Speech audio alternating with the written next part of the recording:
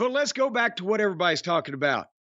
Because in the same, 10-day period or 2-week period that AEW loses their biggest name attraction, SmackDown gives us John Cena and The Rock. Both together, and Pat McAfee, for that matter. He's got a following. I mean, is Taylor Swift next? What about, can they get the goddamn Super Bowl to do their halftime show? If the writers are on strike, I'm sure they can get a lot of people.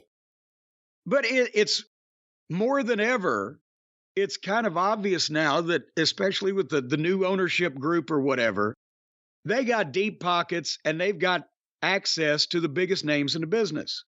And I mean, for the people who didn't see the program, SmackDown from September 15th, Pat McAfee came out. It was in Denver. They were near the building shooting something for his football job, right? What does he do for the football folks? Well, he has a podcast, but I don't know how much of a crossover audience there is between the podcast and who's going to watch wrestling to see him do whatever he does. Well, but I'm saying they were nearby. He was doing his podcast or something with the football, and that's why he had The Rock on, and they were close to SmackDown, so they got them on the show as well. There, boom. They came over and made an appearance. And who's the heel announcer now? They switch him around so much. Was it Corey Graves? Yeah. That says McAfee had a 9-figure bank account, a double-digit IQ. That's a way to slap a guy in the fucking face, but put him over at the same time where he can't complain. And McAfee does a hell of a babyface promo. He's glib and he's got the gift of gab, as they say. And he put the show and the fans over and everything. Welcome to SmackDown. And then we get Austin Theory music. The guy that Brian Alvarez, Uncle Dave's little delinquent nephew, says needs to get with the times, is interacting with Pat McAfee and Vince McMahon and John Cena and goddamn Rock. And he better change that shit up, Theory. He's in trouble here. And this was the best promo I've heard of Austin Theory sounding like Austin Theory should sound like. Because remember we said with Cena, the thing it was like he was intimidated. He let Cena fucking bowl over him in that. Remember, what was it, just a couple or 3 months ago? Well, a little longer than that. It was WrestleMania. Was it? Well, how long was that? May, June, July. Okay, 5 months ago. Point is, he looked like he was more comfortable here. He was more natural. He didn't sound like he was either reciting anything or like he was, intimidated. He mocked and derided McAfee. Part of it may be, with Theory being in the ring with Cena, I can understand that would be intimidating. A young guy who's gotten to business, obviously, because he was a wrestling fan, right?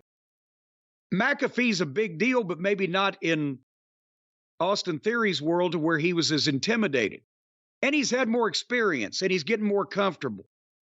But he wasn't like a bashful young wrestling fan in the ring like he was with Cena. Do you get what I'm talking about? Do you smell what I'm cooking? I don't disagree with you. That's what I'm trying to say, is that he's progressing. He's getting more comfortable. He's doing this, right? And then, boom, boom, boom. McAfee says, well, you may think it's your show, but this is the people's show. And the rock music hits and the people lose their fucking minds. Just their fucking minds. And out he comes and he just milked it. And what was it, 5 minutes? To just the entrance and the chants, and it got louder. And the response. And he's just, without making them do anything, he's making them do everything. The Rock is who they didn't have any idea they were going to get for the price of their ticket. And he's the biggest star still in the wrestling business. Even if he's not in the wrestling business. But I think it was 5 minutes before he had to speak. And then there was some kind of long audio mute of the crowd at right at that point. And then Theory tried to start berating Rock or whatever. Rock just said, "Shut your bitch ass up," and they blew again. And he said, "Apparently you don't know how this shit works here." He took his jacket off. He did "Finally the Rock has come back." Theory tried to do Rock's shut up, the shut up thing. It doesn't matter what you think. And Rock said it does matter. And then he scolded him. And he had the people eating out of his fucking hand. And if you want to see me beat this jabroni's ass, give me a hell yeah. There's a nod to Austin. And then he just told him off and got the crowd. And this wasn't cleared with Fox ahead of time. And I don't know if The Rock just said, fuck it, I'm going to make it up as I go along. But he had half the crowd chant, "You're Ann," and the other half the crowd chant "asshole," and then reversed it. And the fucking guy on the button is trying to mute "asshole," and it's all over the place. And you can't hear for long stretches. And then you hear "asshole," but they bleep "you're Ann." It was so stupid to do it. It ruined the enjoyment of watching it when it was just mute the whole time. But I'm wondering, did The Rock think that because they used to do that on USA, they can do it on Fox? Did they not know this ahead of time? Because it went on for a while. And I wrote The Rock has hijacked the Fox network. He could have told those people, now take all your clothes off and throw them in the ring on top of Austin Theory, and they would have done it. It was amazing. But so after they got all of the muting out of the way and settled back down to it, he told Theory he was going to whip him in 3 seconds. And as he started counting it down, Theory suckers him. And Rock turns it around with a spine buster and gives him the people's elbow, and the place comes apart. And then McAfee does the people's elbow, and the place comes apart. And it was 20 minutes long, and it was almost too quick, except for I would have loved to have heard the unheralded or uncensored audio. But goddamn, it's like Rock just said, I'm just going to do a 30-minute fucking show out here for everybody. And he ran the whole fucking thing. He's amazing. The Rock is so lame. Oh, come on. There are very few words to describe how lame he is. What? And how he is so lame. He's out there because there's a writer's strike. I'm sure that didn't stop one of his little stooges like Gewurz writing every word that he went out there to say. Because we've seen before, The Rock's not necessarily Mr. Improv out there. But they make Theory look like shit. They make Theory look like shit. It's one thing if you're going to take the move from The Rock. He then takes it from McAfee. McAfee's not at that level. Come on.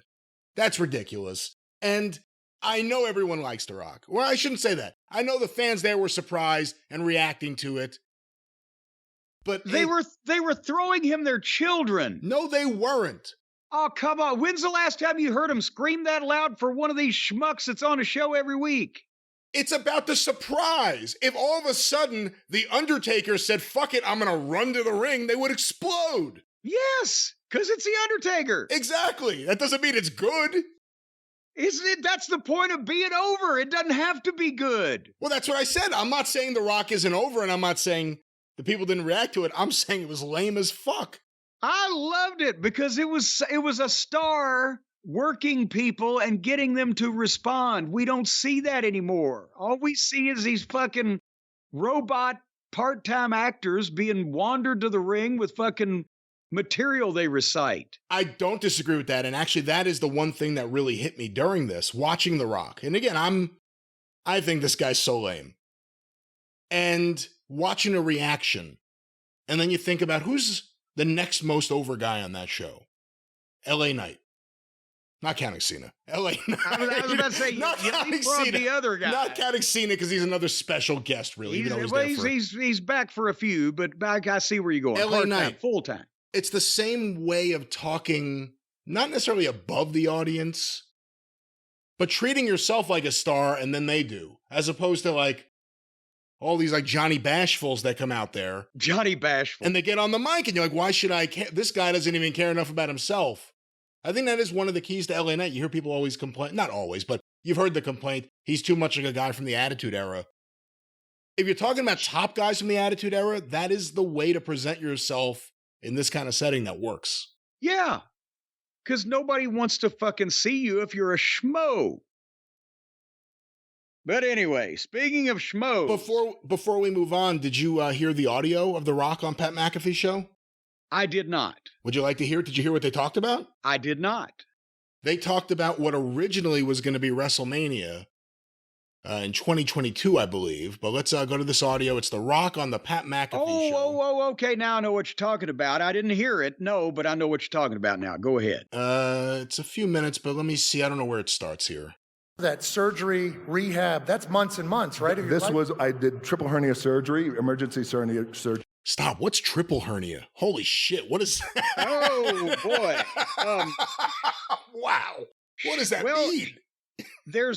He might tell us here in a second, but you know, there's a different kinds of hernias. You can have an abdominal and a lower abdominal, and it can be in your midsection or it can be down there in your crotchal area. But a triple sounds like two crotches and a fucking stomach. I don't know about that.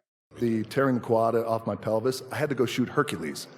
So I actually shot that movie Hurt. I didn't do surgery. So everything kind of just scar tissued up. And weapons. You're a psycho. Of all the guys looking at me crazy. Yeah, he's got his knees are, he can't even walk this guy. I mean, it's a whole thing. Let me fast forward past him and his friends here. That's the one thing that sucks about so many It's like, here's me and all my goofy friends that sit here and agree with me. Sucks. Hold on, let me... I wish I had one goofy friend that would sit here and agree with me today. Come on, The Rock is lame. Hold on, let's go back to this. To get back as much as like all the WWE fans have been looking for? Honestly, brother, it's not the injury that I'm concerned about, because that's just part of it. It's just part of the game. You sign up for it, you get hurt. We all get hurt. That's just the way it is. It's not even the schedule, because I could control the schedule to a large degree. It always comes to me going back to WWE and wrestling a match. It always comes down to the reason why and what can we create. And money, and lots of money. That's never been done before for the fans. So that's the idea. Okay, which is perfect. Let's lead into last year in LA. Yeah. SoFi. Roman obviously on an incredible run. So, Jim, they're talking about WrestleMania 39, SoFi Stadium. This was the one that ended up being Cody Rhodes versus Roman Reigns. The bloodline, huh? Yeah. They're not talking about my bloodline. No. They're not talking about Connor's bloodline. Definitely not. Ty's definitely not. Nope. Tones, no. AJ Hawk's bloodline runs real. You see, this is why these shows suck, but it's just all they have to Can they get to the point of answering the question or They're not asking talking it? about. They were talking about your bloodline. So that story was a big one. The Rock and Roman, SoFi, LA. How close? Did that ever, and was that close? All right, so the Rock headlining WrestleMania with Roman Reigns, SoFi Stadium, that was locked. What? We were... No way! We were doing it. We were doing it. We were doing it, but let me just tell you. So about in the beginning of 2022, Nick Khan, who we know, Friend of ours, shout out very Nick. good friend, long time, for years. Dog. He's the man. He was very instrumental in bringing Vince and I together. Let's stop it for a second. He said the beginning of 2022, not 2023. 2023 is the year of this WrestleMania that we're talking about. Yeah, so the beginning of that makes sense, because you'd want a year to know you were going to have that. Well, remember, we even said it. I mean, I said it, saying, I hope they don't end the bloodline with The Rock being the one to defeat Roman Reigns. It seemed like for a long time that's where things were leading. The idea of who can stop the leader of the bloodline, The Rock, who's technically a member of the bloodline. Yeah. Actually, it's completely different blood. It's a different family, but it's interesting, the timeline now, because Cody was the beginning of 2023, but let's go back to this. We all flew to LA. We met, we sat. This is the beginning in 2022. And we broke out the Terramana. We toasted life, toasted the business we love. And about an hour later, we started talking about the potential of what this match could be between myself and Roman Reigns headlining WrestleMania at SoFi. And we shook hands and we hugged right there, all three of us at the table, and said, let's do this. And so the North Star, though, so then we had a year to really think about this. Yeah. So the North Star thought was, okay, let's not do something good, let's not do something great, let's do something unprecedented. And it was in what can we create for the fans that has never been done before. A match, great. Roman, incredible athlete. He's going to be on Mount Rushmore. Super handsome. Right? Super handsome, good. This is so interesting to think about because, you know, one of the big complaints about Vince, and it's true, is that especially in later years, it seemed like everything was kind of short-term, book on the fly. Things change. Vince rewrote the show. When you think about Hogan versus Savage, that was over a year of buildup. They knew what that main event for WrestleMania 5 was going to be when they went to WrestleMania 4. It's interesting hearing that Vince is still doing that here with The Rock. Well, and remember Rock and Cena. Yeah, that's true. They had the deal for both before they announced the first. Good dude, my cousin, family, amazing. We can have the match, but the bigger thought was, what can we do for the fans in this business that we love that will, where WrestleMania isn't the end of something, it's actually the beginning of something bigger. Got it. So what happened? We got really, really close, but we couldn't actually nail what that thing was. So we decided to put our pencils down, and then we agreed, hey, listen, there is a merger coming up. Eventually that will happen. There's WrestleMania in Philadelphia.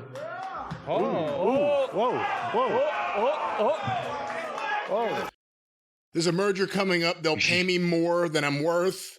And then there's WrestleMania in Philadelphia. I guess WrestleMania 40. Actually, if you're going to have The Rock come back, right? WrestleMania 40, right. That's a big one. Well, here's just trying to crawl into people's heads without knowing what the conversation was and just what I'm hearing here. I'm wondering if they didn't realize that they shouldn't beat Roman at that point well before it got to the point where they would have to pull the trigger on the thing. And The Rock now is saying that we want something unprecedented, something's never been done before or whatever, to build up the potential of a future match that they may or may not have agreed to in Philadelphia because they just put it off for a year because it wasn't the time. They didn't do it with Cody either, and the bloodline has continued and a blah, blah, blah. So Rock would not come out and say, well, it wasn't a time to beat him and nobody wants to see me lose, so we put it off for a year. So he's kind of saying we couldn't come up with the thing, but there's always next time.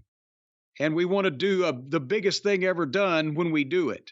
So he's still promoting the concept, the idea of a match, and he doesn't have to say, well, yeah, just, he's giving away the finish or whatever if he says something to that effect. You see where I'm going with this? I do, and the other interesting thing is thinking about the whole Cody angle of it.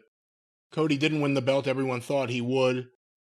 If you think The Rock could possibly come back the next year for WrestleMania, why? I guess that is a reason not to take the belt off Roman, because the whole idea of The Rock, he has to be the one to stop Roman if they're going to do that.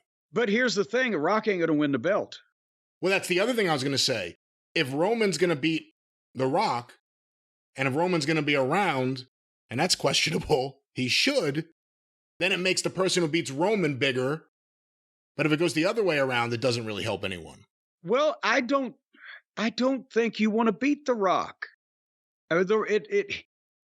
Conventional wisdom in the wrestling business would be that the past star puts the future star over, but that was when guys were still kind of in the business instead of a guy, the biggest star ever in the business, coming back after 5 years or 6 years or 7 years, however long it's been since he's had a match, to fucking do this big main event at WrestleMania and the heel goes over. So I think it has to be something about family, the bloodline, the family, settling it amongst themselves with a chosen a representative, The Rock, instead of over the title because The Rock ain't going to come back and fucking lose it? That would be insane. Well, that's the other thing, too, just based on his age and the way he trains, which is very different than training to be an active wrestler, and the previous injuries he had coming out of his match, you have to think more than likely he will come out of this match having some sort of injury, just based on all those intangibles. Well, don't burn the bread on him already, as Bobby Eaton would say. Because he's going to work a physical match. I don't think The Rock would go out there and dog it. Do you think that Cody finally gets his match against Roman at fucking the Royal Rumble, and The Rock is there to police maybe even as a surprise? I'm saying don't kayfabe the biggest star in the world, but maybe he just comes out to stop the evil bloodline members from doing something. Cody wins the title, but now it's Roman and Rock one-on-one to restore the dynasty. That's interesting. So you don't think, again, we're just fantasy, but you don't think The Rock needs to be the first one to beat Roman in years? Not if he's involved, because it's still going to fucking draw. But Rock can't win the title, so it can't be for the title unless they're going to beat The Rock, which I think is fucking crazy. So how's this for WrestleMania? Main event, Rock versus Roman Reigns. Bloodline dissolves if Roman loses, whatever you want to do. Second main event, world champion Cody Rhodes versus the winner of the Royal Rumble, CM Punk. Oh, boy. Then you got something that doesn't make you feel like you're losing something because Roman's not involved. Boom. Then you got a double main event, one night for each night of WrestleMania. All right. Well, Nick Khan, if you and Ari Emanuel are listening, I'm looking for work. If you guys know Colin Thompson. We're not looking for work. We're just send us a check for what we just did for you. Well, let's go back to SmackDown. Back to SmackDown real quick. AJ wrestled Finn, and Finn beat him. Jimmy Uso distracted AJ. They had a pre-tape in the back with Rock and Cena. You know, the big hug and the handshake and everything. Again, if somebody's just going, I'll check and see what's on SmackDown, and they turn over, they see The Rock and John Cena talking to each other. The fuck? What are your thoughts on using The Rock as a surprise? Even though, from what I understand, I could probably pull it up. It did really well in the ratings, but it was a surprise, so there was no real advantage no one was tuning in thinking he'll be there. Right. Well, and they probably didn't know ahead of time either to advertise it, or they would have. But the point is, now they put in people's mind, we better watch. Who knows what's going to happen or who's going to show up, like the old days. Now, you can't Heyman him like when he, had a surprise every month at the ECW arena until they were looking for surprises and the people expected them. But every once in a while, something like that happens. It makes people think, oh, shit, I wonder who's going to be on tonight. The people that are not living on the internet, which are, some element of people. So then apparently I'm skipping some other things that weren't interesting, but apparently the opening segment with The Rock ran so long, and they didn't take a commercial break in that for over 20 minutes. They had fucking Lashley and the Prophets and Rey Mysterio and the LWO do a quick promo and go to a break and come back with the match underway, and the Street Profits beat them in 1 minute. And then they beat up Rey and the LWO and left them laying. So did you see the promo? I didn't care to listen. What was it? What happened? Well, the LWO were out there, celebrating and talking to each other. And then Escobar, very kindly in a suit, says, it has always been my dream to challenge you, Rey, for a championship. And says it very respectful. Rey gets upset and then says, oh, I'm just playing. So he's not really upset, but they're teasing. Again, it's a long tease, but something, why would Escobar just all of a sudden want to have that match?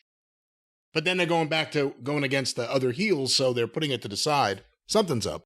Something's going to happen. Well, in the meantime, our boy, with everybody saying it, L.A. Knight, another match with The Miz. I'm enjoying this.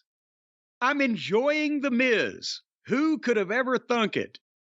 Because again, he's working with LA Knight and they can both work. Miz still looks visually, but they have wrestling matches. It's nice pace. They're doing nice spots. They're executing them properly. You know, LA had one play, slipped on a drop behind and picked it right up. And they gave them time so you could actually see something. They didn't go to the break till 5 minutes in. And did you hear Michael Cole correcting English Boy on how to pitch to a break without pitching to a break like they like? No, I did not hear that. Because the last thing that English Boy said was, will Miz get his revenge here tonight?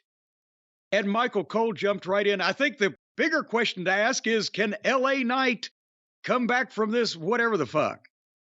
You don't go. First of all, I hate it when they pitch to a break and don't say, we'll be right back, or, you know, we've got to take a break or whatever. But Vince, for whatever reason, likes that. But you don't go to break asking the question if the heel is going to prosper. You ask the question is, can the babyface overcome? And so he was schooling him on the air there. Anyway, they came back and had the rest of the nice match. Come back, yeah, kicks, knee, the whole 9 yards back and forth. And then finally, LA hits the hot shot on Miz and hits his finish, 1, 2, 3. 10 minutes of it was on the air. It was a good match. But again, LA Knight gets over without any funny business. And then he cuts the promo in the ring where he says he's coming for gold, whoever has it. Rey Mysterio, Gunther, Seth, Roman, whatever. It's LA Knight's game. So these segments are now, they're all built to let LA Knight wrestle, which is what he's good at, and talk, which is what gets him over. So they finally figured it out. I can't add anything to that. I agree, and I like The Miz. And I think I'm glad that you're giving him a chance here, because I think he, in a lot of ways, is, despite the goofiness, in a lot of ways, he's the most traditional heel there. I guess it's come to this, then, that The Miz is the most in some ways. In some ways. And then finally, our main event of the evening. We get to see John Cena, but we have to suffer Grayson Waller at the same time, because he's on the Grayson Waller effect. And I'll tell you, I'm going to tell you at the start, I would have been pissed about this whole thing if it wasn't that Cena is back for how many multiple weeks they said through, he's going to India and all that stuff. Because he didn't speak. He did almost nothing here. And they're still trying to get Waller over. Do you see Waller ever getting over, or just getting more annoying? I personally see him as annoying. I fear that he will get over because of shoving him down everyone's throat. You can't avoid him on this show now.